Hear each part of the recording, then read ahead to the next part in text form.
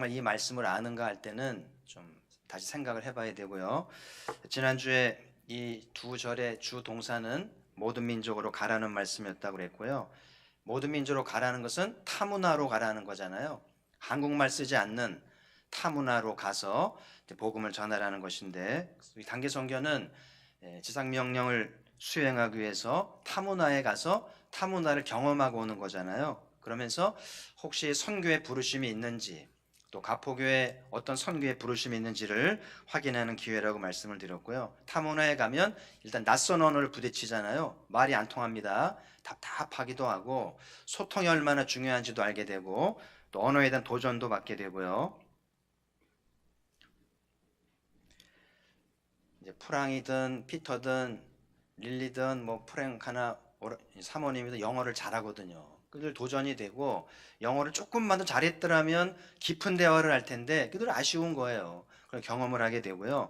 뭐 식습관이라든지 뭐 기후라든지 그곳의 종교는 불교니까 그런 경험하면서 얼마나 잘 적응하는지 또는 또 그런 경험을 통해서 우리에게 무엇이 부족한지 깨닫는 좋은 기회가 되잖아요. 그래서 그리고 단기 선교를 수행하는 동안에 그 성령님의 그 세미한 음성도 들을 수 있고 교회에서는 경험할 수 없는 영적인 체험도 하게 되니까 굉장히 유익한 시간들이 되죠. 그래서 이번 11차 단기 선교 또 어떤 은혜가 있을는지 어떤 경험과 또 타문화 경험이 있을는지 우리에게 선교의 부르심이 있을는지 기대를 하게 되고요. 그래서 지상명령을 수행해 단기 선교를 해본보는 경험합니다만은 이걸 하다 보니까 삶에 도전이 있는 거예요. 기독교인은 이런 명령을 따르다 보니까 자꾸 타문화로 가잖아요. 유럽도 가고 미국도 가고 아시아도 가고 아프리카도 가면서 그 삶을 도전하게 되는 거예요. 그러면서 변화를 추구하게 되는 것이 지상명령을 수행하는 동안에 얻어지는 부대효과라고 볼 수도 있고, 그래서 주의 말씀대로 살게 되면 삶이 더 풍성하게 되고 확장되는 은혜가 있게 되니까 얼마나 좋은지 몰라요. 그래서 단기 선교에 참여하는 것은 굉장히 유익한 것이고 우리 삶을 풍성케 하고 확장하는 기회가 된다고 생각을 나눴습니다. 자, 오늘은 이제 두 번째 시간 제자를 삼으라는 말씀에 좀 주목하면서 한번 따라해 봅시다. 제자를 삼으라. 제자를 삼으라는 말은 제자를 만들라는 것이고 제자를 세우라는 뜻도 있겠죠. 근데 오늘 이 제자를 삼으라는 말씀은 누구에게 주신 말씀이었어요? 16절에 보면 열한 제자가 갈릴리에 가서 예수께 지시한 산에 이르렀다. 예수를 배웠다고 되어 있죠. 그래서 예수님의 분부대로 갈릴리에서 주를 배운 11명이 말씀을 받는 거예요. 그러니까 오늘 지상명령을 처음으로 받는 사람은 11제자인 것이죠. 원래 12이었잖아요. 하나는 어디 갔나요? 가룟 유다가 주님을 배신하고 나중에 이제 자살했잖아요. 예수님의 공생에 상처를 남긴 거예요. 하나님의 아들 예수님도 치명적인 상처와 흠집을 가지고 있죠. 주님, 우리가 실수할 때 나도 실수했지, 나도 상처가 있지, 그러시지 않겠어요? 완벽한 주님도 완벽하지 않으셨어요. 어쨌든 이 부활을 생각하면 기쁜 시간인데 11명이라는 말이 우리를 우울하게 하고 그 당시의 분위기도 부활의 기쁨만 있지 않았을 것 같지 않아요? 유다가 생각이 나죠. 걔는 왜 그랬을까? 어떻게 하다가 그 꼴이 됐는지 제자들과 예수님이 생각하지 않았겠어요? 그래서 제자들이 나중에 이제 모여가지고 제일 먼저 한 게 그 빈자리를 채우는 거예요. 그래서 2명을 천거해서 1명을 해서 12로 채우는 거를 제일 먼저 하잖아요. 이 말은 히브리어는 숫자가 중요한데 12는 완전수인데 11이 돼가지고 완전하지 않아서 1명을 채우는 거죠. 그래서 하나님의 일은 완전수가 돼야 되는데 그 완전수에 내가 들어가는 것이 얼마나 중요한지를 생각하게 되면서 예수님이 제자들에게 제자를 삼으라 그렇게 말씀하신 거죠. 그래서 제자는 하루아침에 되지 않아요. 제가 선교단체를 경험하면서 그 선교단체마다 저마다 이 제자 잡는 노하우가 있어요. 뭐 조이든 IBF든 내비게이터든 뭐 CCC든 여러 가지 단체들이 나름대로 이제 제자 만드는 과정도 만들고 자체 교재도 제작하고 전문적으로 제자를 길러내는 프로그램들과 그 이제 순서가 있거든요. 선교단체가 제자 삼는 일을 성공하는 이유는 제가 보니까 엄격한 룰 때문이에요. 엄격합니다. 율법적일 정도로 이 룰을 지키기 때문에 오늘날 선교단체들이 생존하면서 제자를 만드는데, 제가 이제 여러 선교단체들 간사들하고 사역하고 협력하면서 깨달은 게 뭐냐면은 그런 얘기를 해요. 10명이 가입을 하면 1명이나 2명이 살아남는데요. 살아남는단 말이 좀 잘 이해를 하셔야 되는데 8명을 내보낸 건 아니고 억지로 붙잡지 않아요. 근데 이 단체에 들어온 아이들은 교회 다니는 애들도 오고 처음 전도받고 온 애들도 있는데, 교회를 잘 다니던 애들이 살아남을 가능성이 많을 것 같아요? 처음 교회에 나와 영접한 애들이 살아남을 가능성이 많은 것 같아요? 잘 모르겠다고 그러더라고요. 오히려 교회 잘 다니는 애들이 적응하지 못하고 떨어져 나가는 경우도 많고요. 그래서 이 선교단체들은 10명 중에 8은 포기해요. 그리고 하나나 둘에 집중을 해서 제자로 길러내는데, 얘네들이 졸업하면서 간사로 헌신하고 풀타임 사역자로 명맥을 잇게 가는 것을 이제 경험하게 되는데요. 그래서 지역교회와 조금 다르잖아요. 과연 이렇게 10 중에 8은 그냥 내버려 두고 하나 둘에 집중해서 사역 제자로 만드는 일이 최선의 길인지, 나머지 8은 잡을 수 없었는지를 생각해 볼 수 있겠습니다만, 어쨌든 그 한두 명을 제자로 길러내는데 탁월한 것은 참 대단하다는 생각이 들고, 그래서 선교단체의 강성이 나오게 되거든요. 어떻게 제자를 삼아야 될까? 오늘 단기 선교를 앞두고 몇 가지 좀 과정을 좀 나눠보려고 하는데요. 첫 번째는 교회에 오게 하는 것이겠죠. 여러분, 불신자 중에 무신론자나 타종교 사람들은 교회 오는 것 자체가 어려워요. 제자는 고사하고 평생 절 다녔는데 교회 오겠어요? 뒤집어서 말하면 평생 교회 다녔는데 내일 모레 주일날 절에 가야 한다고 해보세요. 절에 가서 이제 이렇게 뭐죠? 불공한다고 해보세요. 하시겠어요? 무서운 일입니다. 절대 안 가죠. 불자도 마찬가지고 무슬림도 마찬가지고 똑같은 거예요. 일단 제자가 되려면 교회에 발을 들여놓게 해야 되는데, 그리고 개종하잖아요. 그러면 불이익이 찾아와요. 쫓겨나든지 취업이 안 되든지. 그래서 섣불리 개종을 못하고 쉬쉬하면서 은밀히 교회를 다니기도 많고요. 그러니까 선교사가 무책임하게 전도해서 개종을 시키는 것도 문제가 될 수 있는 거예요. 개종시킬 때는 내가 책임진다. 내가 먹여 살리고 직장 구해주고 책임진다는 게 돼야만 개종을 할 수 있다는 거예요. 이렇게 교회에 오는 게 어려워요. 특히 우리 사회는 실적을 중요시 여기잖아요. 그렇죠. 공부 실적, 사업 실적 이런 거 있잖아요. 그러니까 교회들이 선교사들에 대해서도 열매를 요구하는 거예요. 실적이죠. 그러니까 이제 선교사들은 파송교회 열매를 보고해야 되는데 그 부담 때문에 이제 숫자를 부풀리기도 하고 또 이제 부작용이 날 수도 있어요. 그래서 불교권, 공산권, 무슬림권 1명 전도가 가보지 않으면 얼마나 어려운지 몰라요. 그래서 어떤 데는 파송된 지 10년이 됐는데 1명도 없으니까 이걸 모르면 교회에서 아니 우리 얼마를 투자했는데 1명 정도 못하냐고 이렇게 말하는 거는 틀린 말은 아닌데 참 속상한 일이죠. 어떤 지역은 몇 년 만에 교회가 세워지고 큰 부흥이 있습니다. 근데 어떤 지역은 10년이 지났는데 1명도 제자를 못 삼는 거예요. 마지막 날 누가 칭찬을 받을까요? 아무도 몰라요. 겉으로 보이는 실적만이 전부가 아니라는 거죠. 근데 감사하게도 송클라는 불교권인데도 청소년들이 교회를 온다는 거죠. 우리 아이들이 가서 이제 공연하고 초청장 나눠주면 대충 100명이 와요. 바글바글합니다. 그 자체가 은혜인 거예요. 이 불자에 자란 애들이 교회에 온다는 자체가 기적적인 일인데 100명쯤 오는데요. 인산인해를 누립니다. 그래서 이 아이들이 교회 난생 처음 와가지고 교회 문화를 경험하고 예배도 드리게 되면서 그 중에 아이들 중에는 이제 영접을 한 애도 나오는데, 제가 보니까 이 카이 목사님 부부는 제일 큰 은사가 전도입니다. 저 못 알아듣습니다만은 하여튼 굉장히 그 복음 전도가 영영이 있는 것 같아요. 그래서 아주 유창하게 하면서 영접을 시키는데 많이 손들잖아요. 그 중에 진짜가 나온다는 거예요. 근데 문제는 단기팀이 쑥 돌아오잖아요. 그러면 그 다음 주에 몇 명 나올까요? 100명이 왔었는데 그 다음 주에는 한 20명 나옵니다. 그 다음 주는요, 10명도 안 나와요. 한 달 지나면 몇 명 안 남아요. 왜냐면 교회 온 거는 우리 단기팀을 보러 온 건데 단기팀이 쑥 빠져나가니까 왔는데 재미도 없고 못 알아듣고 뭐 월십도 없고 뭐 케이팝도 없고 그러니까 흐지부지 되는 거죠.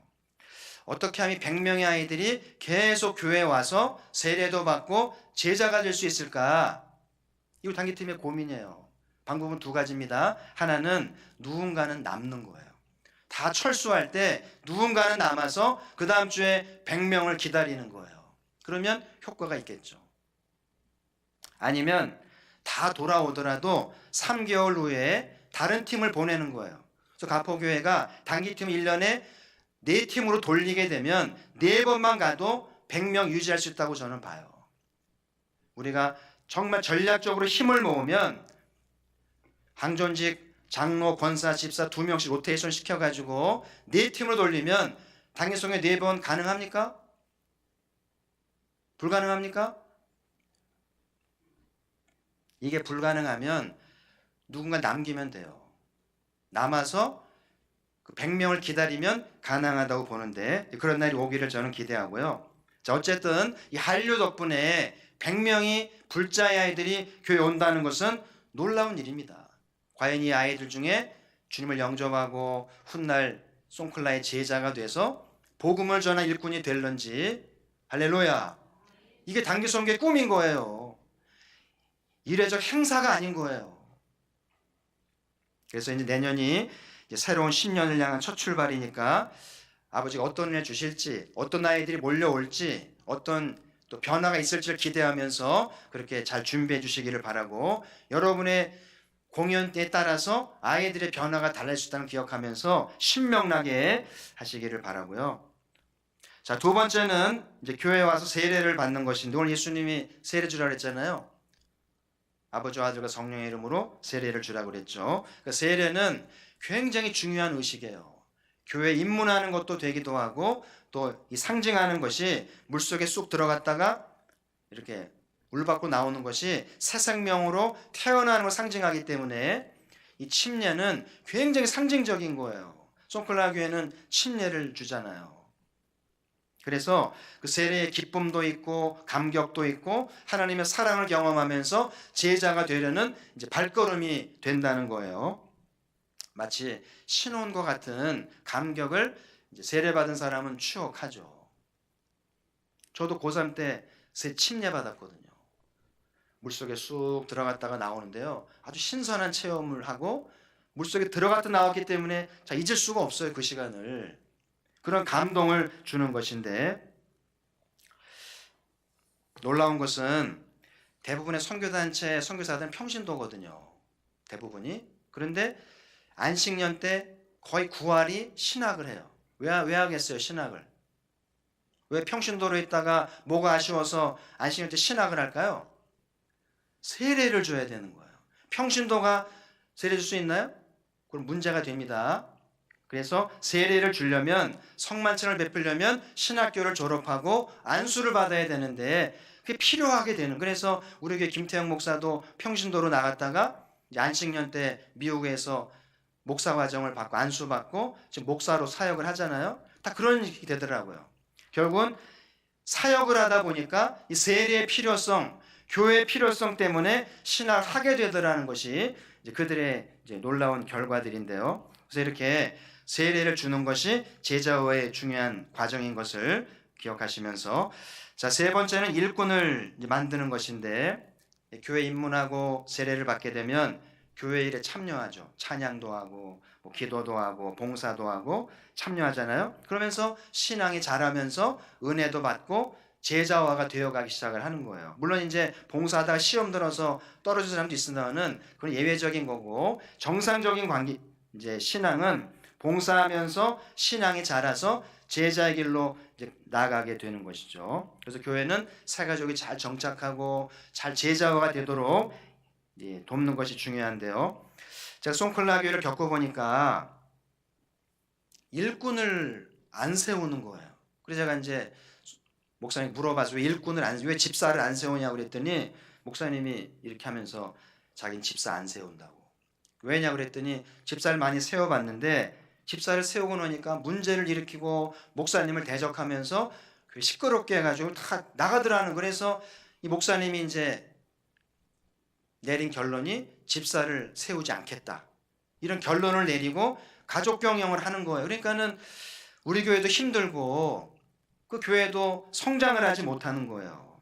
그래서 그 낫다위 지역이라는 곳에 처소가 있었는데 한 자매가 애들 왕창 데리고 쑥 나갔잖아요. 그러니까 목사님이 너무 충격을 받은 거예요. 막 쓰러질 정도로. 그래서 제가 이영희 선교사 내에 불러다가 중심을 잡아라, 선교사님 편에 서서 교회를 섬겨야 된다고 얘기한 바가 있거든요. 흔들리면 안 되죠. 거기서 누구 편 들으면 안 되잖아요. 어쨌든 송클라 교회가 제자를 삼고 선교하는 교회가 되려면 조직을 만들어야 되는데 그 상처 때문에 일꾼을 세우지 못하고 조직을 만지 못하는 것이 안타까운 일인데, 우리 교회 단기 선교를 보내면서 계속 협력을 해서 상처를 씻고 일꾼을 세우면서 일꾼을 파송하는 교회가 되기를 바라는데, 이제 한 가지 기대가 되는 것은 이제 피터가 이제 신학 수업을 하면서 아버지 뒤를 이으려고 하고 있는데 그 두 노이도요 굉장히 열정이 있는 친구들이잖아요. 제가 볼 때는 아버지가 물러나도 이 세 오누이가 힘을 합치면 강력한 교회가 될 것 같은 느낌이 들어요, 개인적으로. 그래서 이제 세대가 교체가 돼서 피터가 담임이 돼서 우리 교회 협력을 하게 되면 굉장한 변화가 있지 않을까 싶고, 이 피터가 음악이 탁월하기 때문에요 방콕에서까지 애들이 오거든요, 배우려고. 그러니까 이 피터의 음악이 제자화를 삼는데 굉장한 도구가 되고 있고, 우리 교회가 지원을 잘 해주게 되면 굉장한 열매를 맺을 수 있는 그 피터의 음악에다가 한류가 합치게 되면 얼마나 큰 열매가 될지를 충분히 예상할 수가 있는데요. 그래서 우리 가포교회가 송클라 교회를 잘 도와서 송클라 교회가 상처를 딛고 일꾼을 세우고 조직화가 돼서 송클라의 100명의 청소년들을 감당하고 남는 그런 교회로 자라가기를 주의 이름으로 축복합니다. 자, 이제 마지막 이제 제자가 되는 것인데요. 여기까지가 서론입니다. 오늘 제자를 삼으라고 그랬는데 제자가 삼으려면 먼저 교회 와야 되고 세례 받아야 되고 주의 일에 참여해야 되는데, 그리고 목적은 제자가 되는 것인데 제자를 어떻게 정의를 할까? 그러니까 제자는 또 다른 사람을 양육해서 제자로 세울 수 있는 데까지 가야 제자라고 볼 수가 있겠죠. 예수님의 공생애를 보면 예수님의 공생의 초점은 어떤 표적도 아니고 군중 설교도 아니고요, 12제자와 동거하는 거였다는 거예요. 그 제자들이 그 말씀을 각 복음서 담아두었는데 한 곳을 좀 보시죠. 마가복음 3장 13절부터 16절까지 같이 읽겠습니다. 시작. 또 산에 오르사 자기가 원하는 자들을 부르시니 나아온지라. 이에 12를 세우셨으니 이는 자기와 함께 있게 하셨고 또 보내사 전도도 하며 귀신을 내쫓는 권능도 가지게 하려 하심이로라. 요 본문 속에 예수님이 공생애 동안에 제자를 삼는 4가지 과정을 소개했는데 오늘 잘 명심하시고요, 남은 생애 동안 단기 선교를 수행하면서 잘 경험하고 터득하기를 바라고요. 요걸 좀 용어를 제가 이제 좀 바꿨어요. 첫 번째는 선발입니다. 예수님의 제자 사역의 첫 번째는 선발이죠. 많은 사람 중에 몇몇을 골라내는 건데, 오늘 보면 자기가 원하는 자들을 부르시니 나아온지라. 오늘 예수님이 제자를 부른 것은 공식적으로 한 거예요.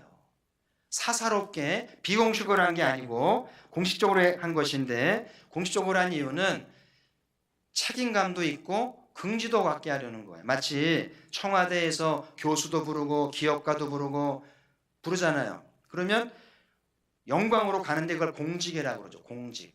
그래서 오늘 예수님 부른 제자들은 하나님 나라를 위한 공직인 거예요. 여러분, 교회 모든 직분은 사사로운 게 아니에요. 공직인 거예요. 영광으로 알고 받들어야만 명예가 있고 하나님이 기뻐하시겠죠. 예수님이 제자들을 부르면서 특별한 것이 있는데 뭐냐면, 한 가지는 원하는 자를 불렀다는 것이고, 또 한 가지는 17절에 나오는 새 이름을 줬다는 것이 좀 특별하잖아요. 원하는 자를 불렀다는 것은 제자 선발의 주도권이 누구한테 있다는 거예요? 예수님께 있어요. 제자는 사정해서 되는 게 아니에요. 사람들이 아무리 원해도 받지 않을 수 있어야 돼요. 당신은 안 된다. 당신 준비가 안 됐다는 거. 이렇게 물리칠 줄도 아는 주도권을 갖는 것이 예수님의 제자 선발의 첫 번째 특징인 것을 기억하셔야 되겠고요. 억지로 저자세로 해서는 안 돼요. 제자도가 평준화 이하로 돼요. 여러분, 실제 학교에서 교수님들이 제자를 삼을 때요, 대학원생들 중에 뽑는데요, 별일을 다 시킵니다. 번역시키고 집안일 시키고 뭐 심부름 시키고요. 지켜보는 거예요. 말 잘 듣고 좀 마음에 드는 애들을 골라내서 자기의 이제 학문을 물려주게 되는데요. 어려운 일입니다. 거기에 이제 관심을 들려 얼마나 쓰는지 몰라요. 주님의 제자가 되기 위해서 얼마나 몸부림을 쳐야 될지 우리는 다시 생각을 해야 돼요. 그리고 새 이름을 줬다는 것은 예수님이 기대가 있는 거죠. 여러분, 그 게바의 본래 이름이 시몬이잖아요. 왜 시몬을 게바라고 그랬을까요? 새 이름을 주면서 3년 후에 시몬은 다른 사람이 되는 거예요. 3년 전에는 어부에 불과했는데 3년 후에 어떻게 됐어요? 위대한 설교자로, 위대한 사도로 변신하는데요. 그게 새 이름 속에 들어있는 주님의 기대치인 거예요. 할렐루야. 그래서 여러분, 제자로 선발되는 것 평생의 최고의 영광이라는 것을 우리는 기억해야 되겠고요. 두 번째는 동거인데요. 오늘 본문에 보면 자기와 함께 있게 하셨다. 이게 동거잖아요. 출퇴근하지 않습니다. 3년간 같이 밥 먹고 같이 잠자고 같이 다니고 다 하잖아요. 여러분, 내 삶을 다 공개하는 게 어려운 거예요. 사생활이 없잖아요. 약점도 보여야 되고 부족함도 보여야 되고요. 그래서 뭐든지 적당히 거리를 두고 봐야 좋지, 너무 가까우면 상처가 돼요. 왜 부부 사이가 상처가 많냐면 너무 가까이 있으니까 다 알잖아요. 근데 예수님이 기꺼이 당신의 삶을 개방해서 다 와서 동거하게 했다고 하는 것은 예수님의 삶이 그만큼 투명하다는 것이고 얼마나 진실된지를 느끼게 하잖아요. 그래서 이렇게 동거가 되려면 공간이 있어야 되잖아요. 그래서 교회는 제자화가 될 수 있는 공간의 미학이 필요해요. 그래서 언제든지 교회에 와서 잠도 자고 세미나도 하고 배울 수 있는 그런 자리를 만드는 것이 굉장히 중요한데, 제가 현동에 있는 그 현동교회에 갔다가 부러운 것 중에 하나가 그 본당 옆에 성교관인지 봉사관인지 가보니까 이 찜질방처럼 마룻바닥으로 우리 본당에 반만한 것들이 대여섯 개가 있는데요. 부럽더라고요. 근데 개방을 안 하는 거예요. 좀 지역교회 개방하면 좋게 쓰일 것 같은데 개방을 안 하더라고요. 그리고 공간이 있으면 이렇게 제자화를 시키는데 동거하는 사역에 굉장히 유익하게 쓰이지 않아요? 우리 교회가 제자 삼는 사역을 하려면 공간을 자꾸 만들어서 언제든지 와서 같이 어울리고 같이 자고 같이 합숙할 수 있는 훈련의 장이 필요하고요. 자주 모이고 합숙해야 이제 팀워크도 생기고 이제 뭉치게 되지 않겠어요? 자, 세 번째는 위임인데요. 오늘 본문에 보면 또 보내사 전도도 하며 귀신을 내쫓는 권능도 가지게 하셨다. 이게 이제 위임인 거죠. 제자들에게 권세를 맡겨서 직접 가서 전도도 하고 사역하고 돌아오도록 위임한 사역이 제자 사역의 노하우인데요. 둘씩 짝지어 보냈잖아요. 이렇게 위임받은 제자들이 3년 후에 얼마나 탁월한지는 사도행전 보세요. 예수님 뺨치잖아요. 이게 위임의 능력입니다. 그래서 이 일을 맡기는 것, 이 일을 나누면서 해보게 하는 것 굉장히 중요한 제자 훈련의 과정인데, 엘리야가 그러잖아요. 우상과 싸워 이긴 다음에 그러잖아요. 나만 남았다고, 나만 열심히라고 그렇게 푸념했을 때 하나님이 뭘 보여줬어요? 바알에게 무릎 꿇지 않는 7,000명이 있다. 너만 열심히 하는 거 아니다. 그러면서 깨닫게 하죠. 그러면서 엘리사를 세우라. 그래서 여러분, 엘리야의 생애 중에 귀한 업적은 많은 표적이 아니라 엘리사를 세운 거예요. 엘리사에게 모든 사역을 위임한 것이 최고의 엘리야의 위대함이라는 것이 사람들의 이야기거든요. 그래서 교회 항존직쯤 됐으면 이를 위임할 줄 알아야 돼요. 내만 열심히 하는 게 중요한 게 아니라 또 다른 사람에게 일을 맡기고 나누어 주어서 제자화가 되도록 세워주는 것이 중요하다는 것을 예수님에게 이제 배우게 되고요. 일을 시켜봐야 그 사람을 알아요. 또 일을 해봐야 신앙이 자라지 않겠어요? 자, 마지막은 재생산인데요. 우리 예수님이 제자들에게 제자를 삼으라고 그랬으니까 제자가 제자를 낳는 게 재생산이에요. 첫 번째가 뭐였죠? 선발. 잊어버리면 안 돼요. 써놓으세요. 선발. 두 번째는 동거. 세 번째는 위임. 네 번째는 재생산. 이런 걸 선교단체들이 잘해요. 제가 따온 거예요. 따온 건데 성경적이잖아요. 그죠? 그대로 기억하시고 그대로 교회 생활하면 가포교회가 제자화를 삼는 위대한 일을 할 수 있는 토대가 되지 않겠어요? 그래서 재생산이 되려면 내가 먼저 제자가 되어야 하잖아요. 자긴 제자가 아니면서 너 제자 되려 그러면 어떻게 제자가 됩니까? 내가 제자가 돼야 나를 보고 제자가 되는 거죠. 우리 교회도 그렇고 대부분의 교회가요, 교회는 잘 데려와요. 청도주일, 새상명축제 한두 번은 잘 데려오는데 거기까지예요. 왜 그럴까요? 제자화가 안 돼서 역량이 2%가 모자라요. 좀 더 양육하고 돌보면서 앞에 얘기하는 이런 것들을 이끌어줘야 되는데 거기까지 못 나가니까 데려오기까지는 하는데 교회 한 번만 가자.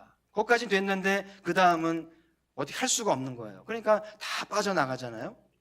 그래서 가포교회가 제자를 삼기 위해서 여러분들이 제자가 되면서 훈련을 받고 성장해야 된다는 것을, 그래서 베드로는 마가를 세우고 요한은 바울은 디모데를 세우고 제일 오래 살은 요한은 폴리갑을 세웠잖아요.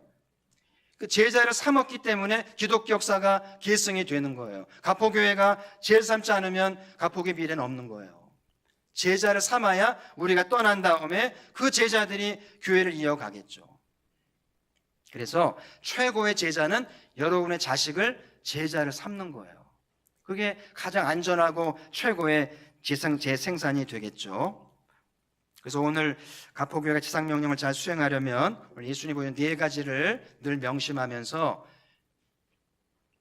어떻게 선발하고 어떻게 같이 있으면서 어떻게 위임해주고 어떻게 재생할지를 고민하면서, 여러분 요즘은 한 명 전도도 어렵잖아요. 한 명 전도가 어렵습니까? 제자 만드는 게 더 어렵습니까? 비교가 안 되죠. 그래서 여러분 전도가 문제가 아니고 제자 삼는 것이 어렵다는 걸 기억하면서, 그러나 성령님이 도우시면 가능한 줄 믿습니다. 우리 힘으로 되지 않아요. 하나님이 도와주면 전도됩니다. 제자 삼는 것 될 줄 믿습니다. 선교단체처럼 한두 명을 건지고 8, 9을 잃어버리기보다는 열을 다 챙겨내면서 삼을 수 있다면 얼마나 좋을지, 그죠? 그 소망을 가져봅니다. 그래서 저는 소망을 갖는 게 선교단체와 지역교회가 손을 잡고 협력을 하면 교회는 건강한 교회론이 있잖아요. 그리고 강력한 기도원이 있어요. 재정후원도 있습니다. 선교단체는 제자훈련의 노하우가 있는데 약점을 보완해서 협력을 하면 강력한 지상명령을 이루지 않겠는가 싶어요. 근데 마귀가 지역교회와 선교단 사이에 자꾸 이간질을 합니다. 기도해야 돼요. 이제 말씀의 결론입니다. 첫 번째가 선발이잖아요. 나는 선발되었는가? 오늘 이 밤에 주의 은총이 있기를 바라고 선발되었음을 확인하시고 긍지를 가지시고 책임감도 갖기를 주의 이름으로 축복합니다. 내 주변에 자식이든 목장 식구든 제자훈련의 후보가 있는가 찾고 있어야 돼요. 누구를 선발할지, 누구를 픽업해서 도전할지에 대해서 관심을 가지시기를 바라고, 두 번째, 나는 동거하고 있는가? 주님과 좀 더 가까이 하면서 교회 생활에 충실하면서 좀 더 시간을 내고 주님과 함께하고 있는지, 좀 더 내 제자들을 위해서 시간을 내고 삶을 공유하고 있는지 질문해 보시길 바라고, 나는 위임하고 있는가? 여러분, 일이 혼자 하긴 좋아요. 간섭받지 않고 귀찮지도 않고. 근데 제자 삼을 수 없어요. 제자 삼으려면 나 혼자 하면 안 되고 일을 나누어 줘요. 사람 불러다가 이렇게 나누어 주면서 시켜보면서 지켜봐야 돼요. 그래서 그 중에 제자를 찾아내야 되는 사명이 있다는 것을 기억하면서 가포교회가 일을 잘 나누어 주고 위임할 줄 아는 성숙한 신앙이 되기를 바라고, 마지막으로 내 신앙은 재생산하고 있는가? 아니면 나 혼자 머물러 있는가? 홀로 신앙인가? 결혼을 했으면 자식을 낳아야죠. 그렇죠? 그게 정상이잖아요. 그래서 주님과 결혼하고 주님과 동거하면 새 생명을 낳아서 제자를 만드는 것이 주님의 뜻이란 생각이 들어서 한 영혼에 관심 갖고 계속 관심을 가져서 제자를 삼을 줄 아는 우리가 되길 바라고, 단기팀 여러분 그리고 성도님 여러분, 지상명령을 단순하게 받지 마시고요, 목숨을 다해 받으셔서 오늘 주님이 남겨주신 제자 삼는 노하우를 잘 받으셔서 제자를 삼는 가포교회 단기팀 되기를 주의 이름으로 축복합니다. 잡수면서 기도할 텐데요, 오늘 단기팀을 위해서 힘을 다해서 기도를 응원해 주시길 바라고요. 먼저 25명의 단기팀을 위해서 기도해 주시기